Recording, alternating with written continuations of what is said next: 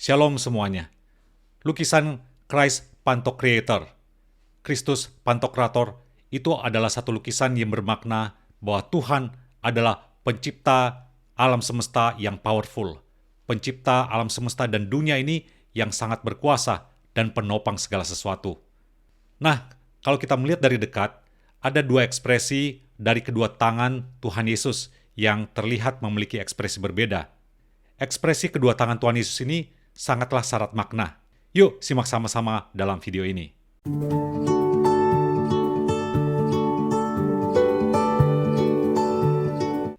Gerakan tangan Tuhan Yesus memiliki lapisan makna yang lagi-lagi sangat unik dan menarik. Para orator, para ahli pidato di zaman Yunani dan Romawi kuno, mereka menggunakan gerakan tangan untuk berkomunikasi dengan para audiensnya. Nah, begitu pula dengan Tuhan Yesus. Dalam Christ Pantokrator, gerakan oratoris Tuhan Yesus adalah mau menyatakan bahwa Yesus mau membawa dan mau menyampaikan pesan yang sangat penting kepada para audiensnya. Dan ketika Tuhan Yesus, dia mau menunjukkan ekspresi seperti ini, itu artinya adalah apa?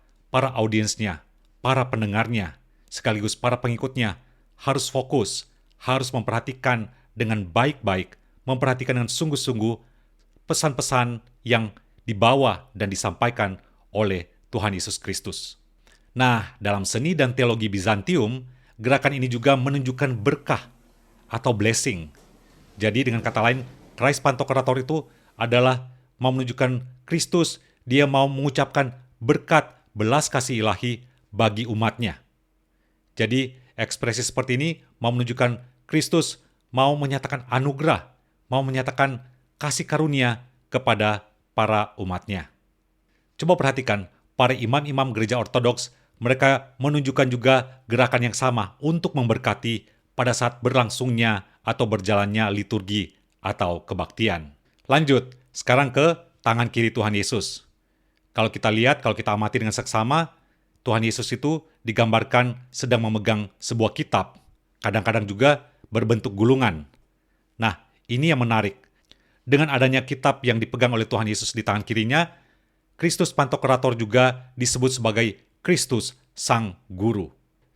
Kitab itu kerap ditampilkan dalam keadaan terbuka atau dalam keadaan juga yang tertutup.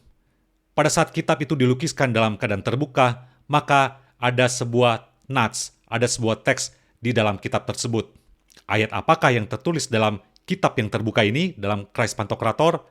Nah, ayatnya adalah dalam Injil Yohanes pasal 8 ayat yang ke-12, yang berbunyi demikian, Akulah terang dunia, barang siapa yang mengikut aku, dia tidak akan berjalan dalam kegelapan, tetapi ia memiliki terang hidup. Dia akan memiliki terang kehidupan. Wow, ini memiliki banyak arti dalam hubungannya dengan Kristus Pantokrator. Pertama, pertimbangkan konteks fisiknya, yaitu ketika seseorang pengikut Kristus berada di dalam gereja gua, maka dia akan dikelilingi oleh cahaya yang berkerlap-kerlip dari lilin yang dinyalakan di ruangan tersebut. Pada saat itu dia akan melihat dan menatap kepada Yesus, dan disitulah dia akan menemukan cahaya sejati dari Kristus, cahaya yang menghalau semua kegelapan, cahaya yang mengusir kegelapan dalam dunia ini dan termasuk mengusir kegelapan di dalam hatinya.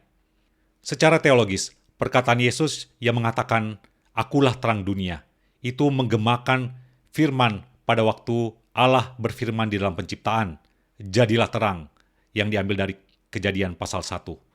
Yesus adalah terang Allah yang sama, yang powerful, yang sekarang melahirkan kembali manusia, membuatnya menjadi ciptaan baru, membuatnya menjadi manusia yang memiliki kembali pengharapan. Itulah terang Allah yang sesungguhnya, yang ada di dalam Kristus, yang telah datang ke dalam dunia dan memberikan terang itu kepada kita yang percaya. Secara personal, pernyataan Tuhan Yesus atau klaim Tuhan Yesus, Akulah terang dunia, memberikan hope, memberikan pengharapan bagi setiap orang percaya di sepanjang abad dan di sepanjang zaman. Gereja-gereja gua di Kapadokia memang punya fungsi lain, yaitu berfungsi sebagai kapel pemakaman. Orang mati dikuburkan di dekat situ atau di dalam gereja tersebut. Seseorang yang memandang Kristus Pantokrator, pada waktu nantinya dia akan menghadapi maut, menghadapi kematian, dia akan tetap melihat cahaya dan kehidupan yang diberikan oleh Tuhan Yesus. Dan jadi teringat pada masa-masa penganiayaan orang-orang Kristen dari Romawi melarikan diri dan mereka hidup di gua-gua di Kapadokia. Maka mereka melihat bahwa Kristus Pantokrator itu adalah Kristus yang memberikan kepada mereka rasa aman, memberikan mereka secure. Kendati mereka menghadapi ancaman, ketakutan, bahaya yang besar menanti, mereka fokus dan mendapatkan kekuatan, mendapatkan shalom yang sejati di dalam Kristus. Bagi kita, Christ Pantokrator ini juga sekaligus memberikan rasa aman bagi kita sebagai pengikut Kristus pada saat ini. Pada saat manusia menghadapi realita fear, maka kita punya Kristus. Dia adalah firman yang hidup.